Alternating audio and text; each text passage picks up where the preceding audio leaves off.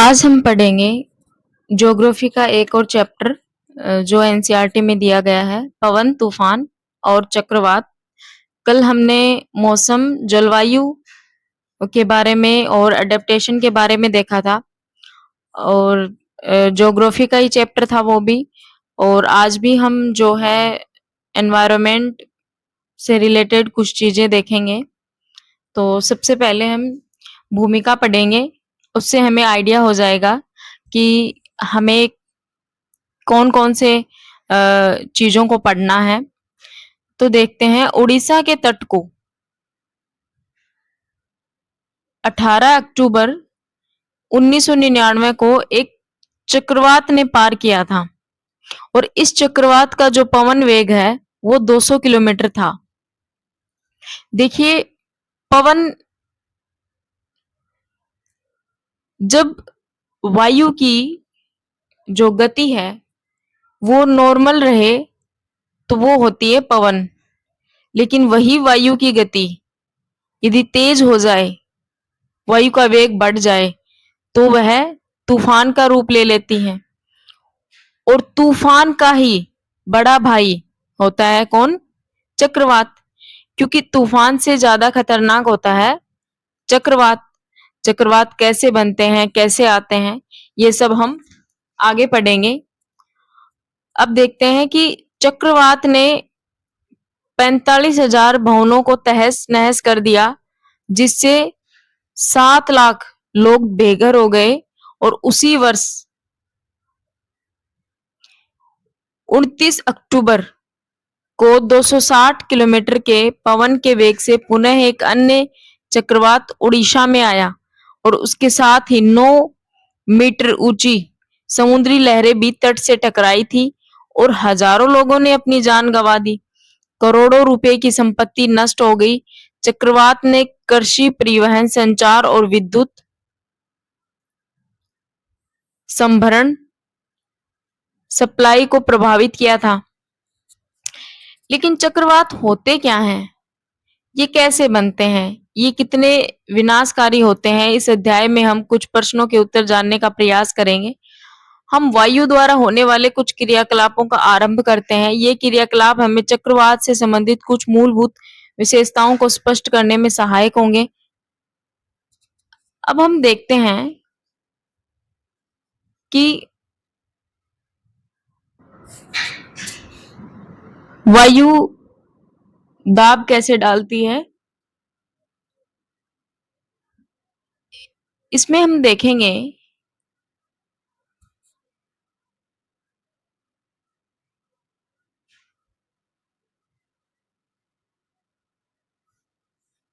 यहां से, देखिए, पवन का जो वेग है बढ़ने से वायु दाब वास्तव में कम हो जाता है। पवन का वेग बढ़ा तो वायु दाब क्या हुआ? कम हुआ।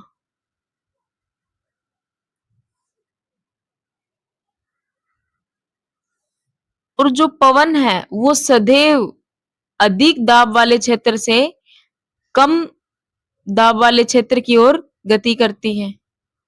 ये भी हमको याद रखना है कि वायु जो है अधिक दाब से कम दाब की ओर, और वायु दाबों के बीच जितना अधिक अंतर होगा, पवन का वेग उतना ही अधिक होगा। दाब का अंतर अधिक और फिर पवन का वेग उतना ही अधिक। लेकिन प्रकृति में विभिन्न क्षेत्रों के वायु दाब में भिन्नता और कैसे उत्पन्न होती है, क्या ताप में भिन्नता के कारण ऐसा होता है, ये हम देखेंगे। गर्म किए जाने पर वायु का प्रसार होता है। हम सबको पता है कि वायु गर्म होकर ऊपर उठती है, ये हमने पिछले चैप्टर में भी पढ़ा था। तो अब हम देखेंगे कि यहाँ पर एक एक्सपेरिमेंट दिया गया है कि ये कागज की पट्टी के ऊपर फूंक मारना। आप एक कागज की पट्टी लेना और उसके ऊपर जो है आप फूंक मारना, तो ये जो कागज है ये नीचे की तरफ जाएगा या फिर ऊपर ऊपर की तरफ जाएगा? जब हम ऐसा करके देखेंगे तो ये जो कागज है ये ऊपर की तरफ गति करेगा। तो ऐसा क्यों होता है? तो ये आपको एक्सपेरिमेंट में बताया गया है कि वायु का जो वेग है वो बढ़ने से वायु दाब वास्तव में कम हो जाता है। अब हम कुछ और चीजों के बारे में भी देखेंगे, जैसे यहां पर ये इंपॉर्टेंट है, पवन धाराएं पृथ्वी के असमान रूप से गर्म होने के कारण उत्पन्न होती हैं। पहला, भूमध्य रेखीय और ध्रुवीय क्षेत्रों का असमान रूप से गर्म होना। दूसरा है थल और जल का असमान रूप से गर्म होना। अब हम देखेंगे कि जो ये पृथ्वी है, पृथ्वी पर असमान तापन के कारण वायु प्रवाह का पैटर्न, कल भी मैंने आपको बताया था कि भूमध्य रेखा, सॉरी यहाँ पे 0 डिग्री, 0 डिग्री भूमध्य रेखा है, ये बीच वाली लाइन। फिर मैंने आपको 23.5 डिग्री के बारे में बताया था, यहां पर ये भी 23.5 डिग्री।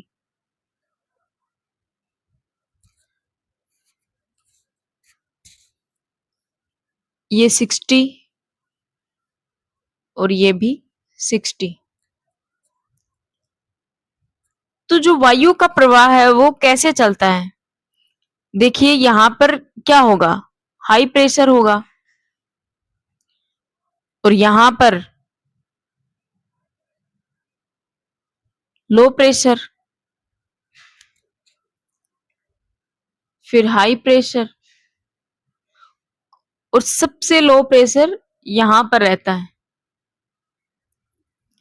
इसी प्रकार यहां पर लो प्रेशर,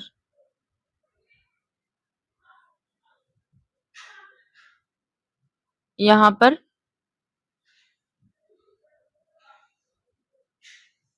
हाई प्रेशर,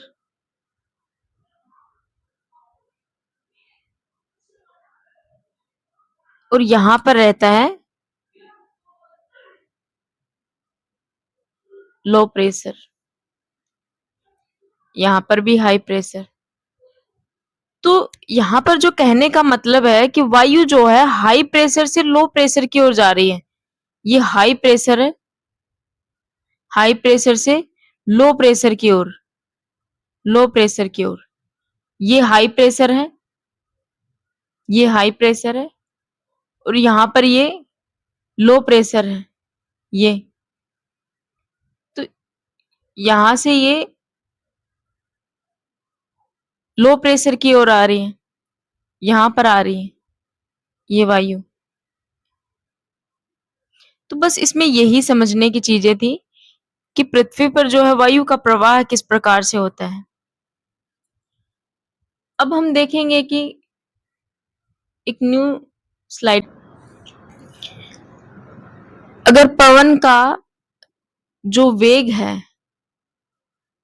वो बढ़ रहा है तो जो वायु दाब है वो क्या होगा, कम हो जाएगा। अधिक वायु दाब से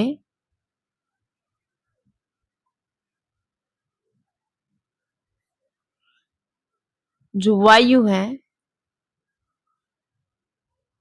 वायु गर्म होकर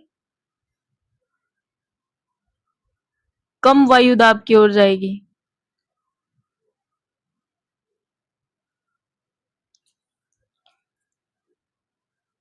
यदि अगर तापमान तापमान बढ़ा हुआ होगा तो वायु गर्म होकर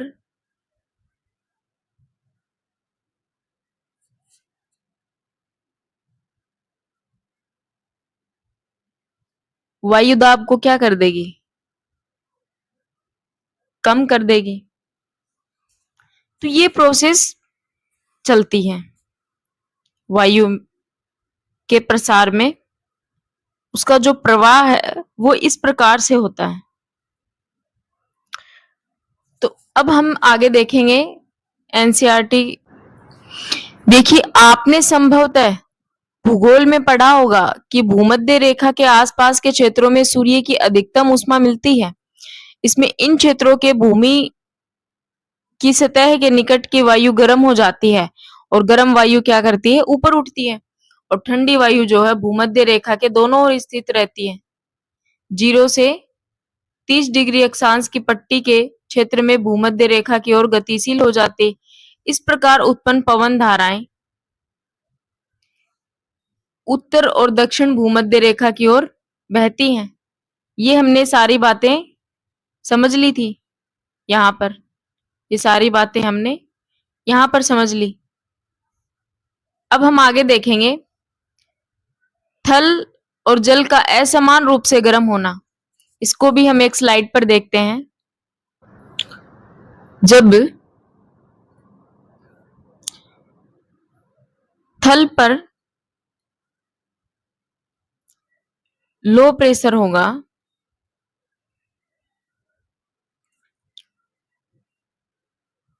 ठंडी और जो मानसूनी पवन है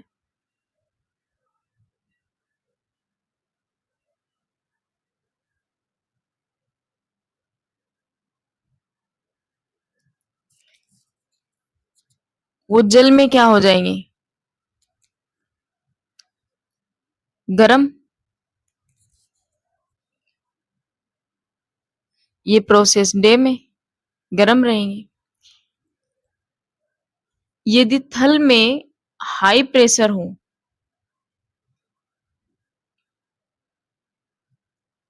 वायु गरम, तो जल जो है वो ठंडा रहेगा। ये प्रोसेस होती है नाइट में। हमने समुद्र समीर और भूमि समीर हमने देखा था। तो उसमें भूमि समीर जिसको थल समीर भी कह देते हैं, उसमें हमने यही प्रोसेस देखी थी। अब हम आगे ये हमने एक स्लाइड के रूप में देख लिया। अब हम देखते हैं कि मानसून शब्द की उत्पत्ति अरबी शब्द मौसम से हुई है, जिसका अर्थ है ऋतु।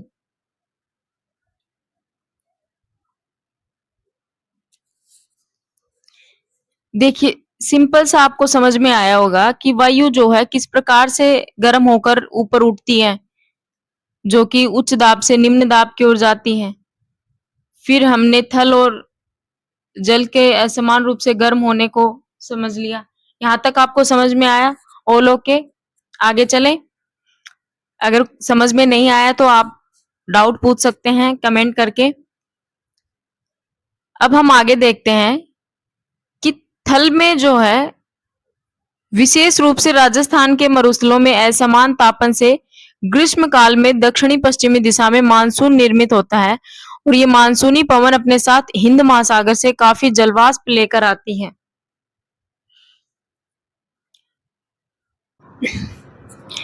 ऐसे ही शीतकाल में थल और जल के असमान तापन के कारण पवन जो है उत्तर पश्चिम की अपेक्षाकृत ठंडे स्थानों में आती हैं और ये शीत पवन अपने साथ जलवाष्प लाती हैं, इसीलिए शीतकाल में वर्षा भी कम होती है।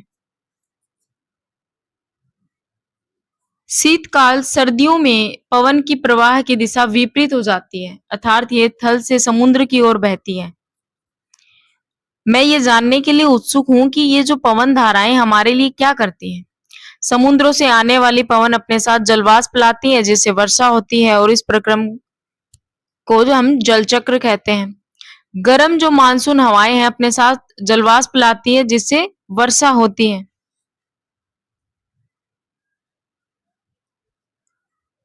अब हम कुछ पॉइंट और देखेंगे जिसमें तड़ित झंझा क्या होता है और चक्रवात क्या होता है। तड़ित झंझा जिसको थंडर स्ट्रॉम कहते हैं, और चक्रवात जिसको हम साइक्लोन कहते हैं, ये क्या होते हैं इनके बारे में देखेंगे। देखिए, तड़ित झंझा क्या होता है, जो तूफान में वर्षा और जो बिजली चमक रही होती है उसको हम तड़ित झंझा कहते हैं। बहुत तेज तूफान आता है जिसमें फिर बिजली कड़कती है, चमकती है, और यह जो है यह एक प्रोसेस के माध्यम से समझते हैं। यहाँ पर देखिए, जब सूर्य का प्रकाश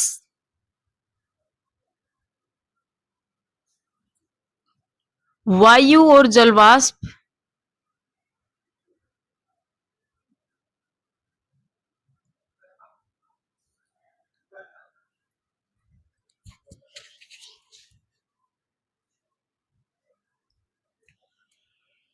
पृथ्वी से, जब वायु गर्म होकर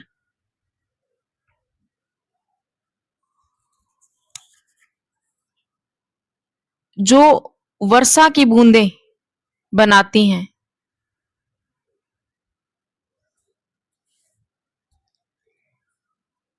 तो ये जो हमें बूंदें हैं ये हमें चमकती हुई दिखाई देती हैं, और जो है पृथ्वी की तरफ पृथ्वी की तरफ जो वायु ऊपर उठी है, जो गर्म वायु ऊपर उठी है पृथ्वी की तरफ से,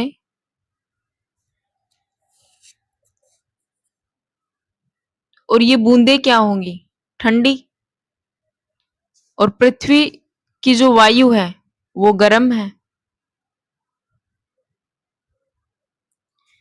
तो इसकी वजह से यहाँ पर हमें चमक दिखाई देती है। इसी को हम क्या कहते हैं, तड़ित झज्झा। अब हम देखेंगे कि तड़ित झंझा भारत जैसे गर्म आर्द्र उष्णकटिबंधीय क्षेत्रों में अक्सर विकसित होते रहते हैं, और ताप में वृद्धि होने के कारण ऊपर की ओर उठती हुई पवन प्रबल हो जाती है, और पवन वायु से पहले विद्यमान जल बूंदों को अपने साथ ऊपर ले जाती है, जहां ताप कम होने के कारण जम जाती है और पुनः नीचे की ओर गिरने लगती है, और गिरती हुई जल की बूंदें तीव्र वेग से ऊपर उठी हुई वायु की परस्पर क्रिया से बिजली या फिर तड़ित क्रोधित होती है, जिस ध्वनि से उत्पन्न होती है उसको हम तड़ित झंझावात कहते हैं। अब हम देखेंगे कि इससे चक्रवात कैसे बनते हैं। देखिए, चक्रवात जो है वो तटीय इलाकों पर आते हैं खासकर,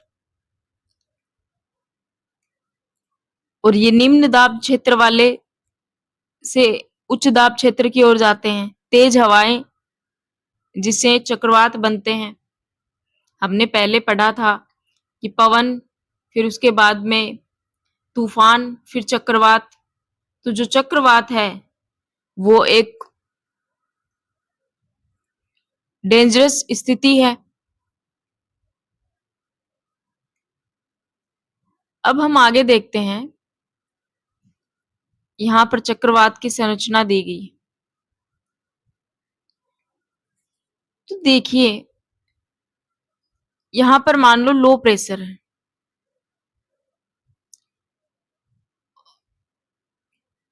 चक्रवात लो प्रेशर से हाई प्रेशर से,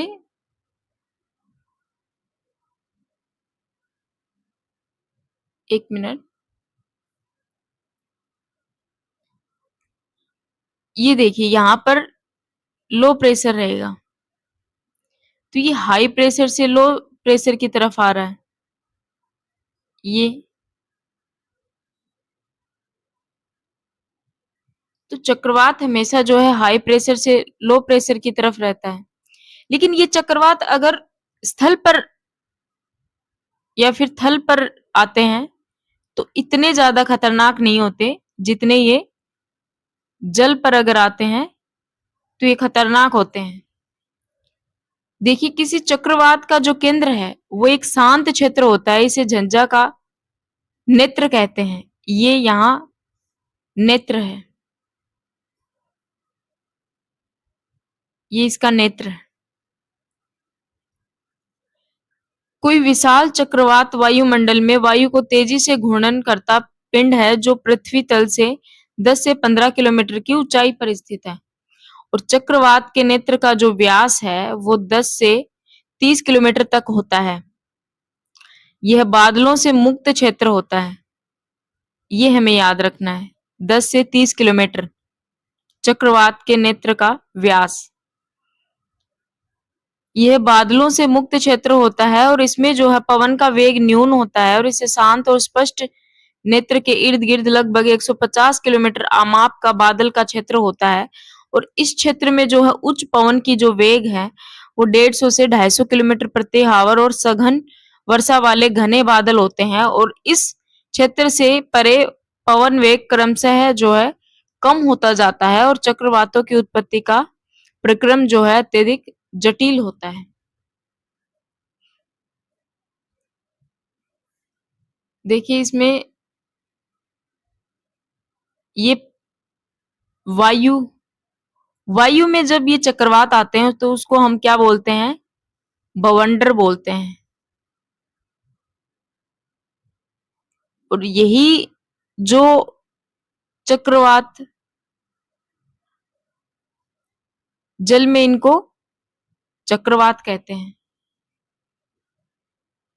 थल में इनको बवंडर कहते हैं। तो यहां पर देखिए वायु नीचे की ओर जाएगी, धारा का प्रवाह ऊपर की ओर हो रहा है, चक्रवात के गति करने की दिशा ऊपर की ओर।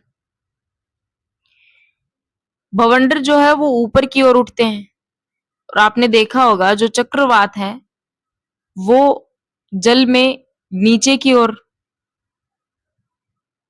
प्रवाह करते हैं। भारत मौसम विभाग जो है हमारी नई दिल्ली में स्थित है, ये भी याद रखना है आपको। अब हम आगे देखेंगे कि चक्रवातों से होने वाले विनाश काफी खतरनाक होते हैं ये चक्रवात। और इसमें कुछ चक्रवातों को जो है विश्व के विभिन्न भागों में भिन्न भिन्न नाम से बुलाते हैं। तो जो अमेरिका महाद्वीप में इसे हरिकेन के नाम से और फिलीपींस जापान में इसे टाइफून के नाम से बुलाते हैं। और हिंद महासागर में इसे चक्रवात के नाम से बुलाते हैं, ये हिंद महासागर में। और हरिकेन जो है ये अमेरिकी महाद्वीप में। टाइफून जो है फिलीपींस और जापान में।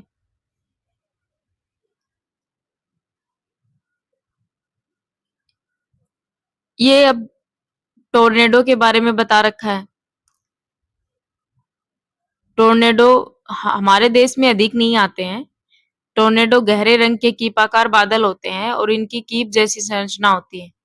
ये देखिए यहाँ पर पृथ्वी तल की ओर आती हुई प्रतीत होती है। अधिकांश टोर्नेडो कमजोर और निर्बल होते हैं, परंतु विनाशकारी टोर्नेडो लगभग 300 किलोमीटर प्रति आवर के वेग से गति कर सकता है।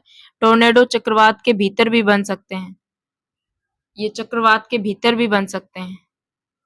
भारत में संपूर्ण तट रेखा विशेष रूप से पूर्वी तट चक्रवातों के लिए संवेदनशील है, जबकि भारत का पश्चिमी तट जो है चक्रवातों की प्रबलता और आवृत्ति दोनों ही संदर्भों में अपेक्षाकृत कम संवेदनशील है। तो ये हमारे कम आते हैं हमारे देश में टोर्नेडो।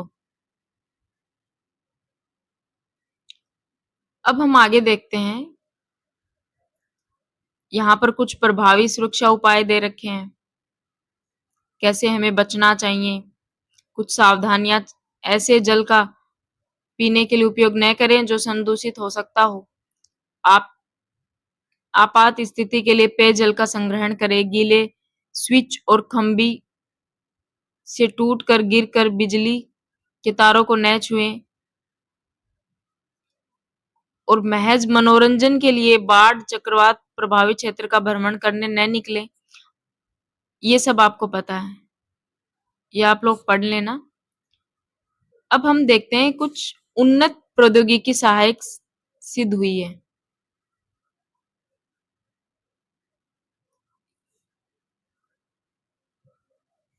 इसमें चक्रवात सतर्कता और चक्रवात सूचना जारी कर दी जाती है और चक्रवात चेतावनी भी कम से कम 24 घंटे पहले जारी कर दी जाती है। जब चक्रवात तट के निकट होता है तो हर घंटे आधे घंटे पर उसकी प्रगति और दिशा के बारे में संदेश प्रसारित किए जाते हैं और राष्ट्रीय और अंतर्राष्ट्रीय संगठन चक्रवात से संबंधित आपदाओं को जो है मॉनिटर करने के लिए सहयोग प्रदान करते हैं। यहाँ पर कुछ की पॉइंट हैं। उससे पहले हम कुछ और एक्स्ट्रा चीजें पढ़ते हैं। एक इंस्टेंट इनसेट 3D की खोज की गई जो कि टेम्परेचर का पता लगाते हैं और एक है इनसेट 3DR जो कि स्पीड ऑफ एयर और एक आता है मेघा जो कि इंडिया और फ्रांस में चक्रवात की एग्जैक्ट स्थिति बता देता है। मेघा इसका यूज किया जाता है इंडिया और फ्रांस की एग्जैक्ट चक्रवात की स्थिति पता लगाने के लिए। तो देखिए हमने पवन वेग मापी पढ़ लिया, चक्रवात, हरिकेन, तूफान, झंझावात जिसको कहते हैं, तड़ित झंझा, मानसूनी पवन, दाब, तड़ित झंझा, टोर्नेडो, टाइफून। ये इस चैप्टर की समरी है। इसमें ये चीज देखिए कि तूफान और चक्रवात बनते हैं स्टेप बाय स्टेप। दो क्षेत्रों के बीच में ताप में अंतर, फिर वायु में संवहनी धाराएं उत्पन्न होती हैं, फिर गर्म होकर ऊपर उठेंगी और न्यून दाब क्षेत्र बन जाएगा। ठंडी वायु जो न्यून दाब क्षेत्र की ओर प्रवाहित होंगी और जो गर्म वायु है वो ऊपर उठकर ठंडी हो जाती हैं और जिससे उपस्थित जल वाष्प जो है संघनित होकर बादल बन जाएंगे और बादल से बड़ी जल बूंदे भूमि पर वर्षा और ओले और हिमपात के रूप में गिरेंगी और वायुमंडल में जो है नीचे के स्तरों पर नीचे गिरती बूंदें और ऊपर उठती हुई वायु जो है परस्पर उच्च वेग से गति करती हैं और मौसम की कुछ परिस्थितियों में जो है झंझावात चक्रवात का रूप धारण कर लेती हैं। अब यहाँ पर कुछ क्वेश्चन दिए गए हैं, ये हम सॉल्व करते हैं। पवन वायु है गतिशील,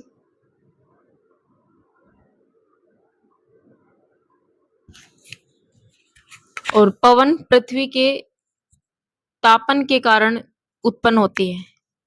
ये हमने पढ़ा था, असमान ताप होता है।